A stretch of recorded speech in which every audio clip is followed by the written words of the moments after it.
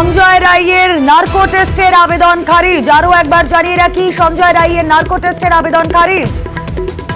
তার কারণ এই নার্কো টেস্টে অসম্মত সঞ্জয় রায়, আর সেই জন্যই এই নার্কো টেস্টের আবেদন খারিজ হয়ে যায়। এর আগে পলিগ্রাফ টেস্টে এই ঘটনার নির্মমতার কথা, নৃশংসতার কথাও অস্বীকার করে সঞ্জয় রায়, আর এবার সঞ্জয়ের নার্কো টেস্টের আবেদন খারিজ।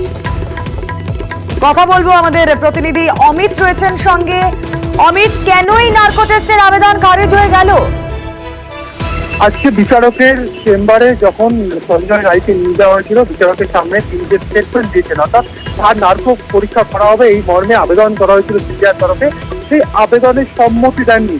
4 পাতার একটি বাংলায় তিনি স্টেটমেন্ট দিয়েছিলেন। সেই স্টেটমেন্ট এজলাসে সেই বিষয়টি দুই তরফের আইনজীবী, সিবিআই আইনজীবী, অন্যদিকে সঞ্জয়ের আইনজীবী, তিনি লিগাল এডের আইনজীবী, তাদের সামনে বিচারক সেই যে কনসেন্ট লেটার সেটা বার করেন এবং দুই তরফের আইনজীবীদেরকে রিপোর্ট দিলেন। সেখানে সঞ্জয় স্পষ্ট করে দিচ্ছেন যে তিনি সম্মতি দিতে রাজি নন। সেক্ষেত্রে কোনো অভিযোগ সঞ্জয় রায় রাজি নন, তাই সিবিআই এর নার্কো টেস্টের এই আবেদন তা খারিজ।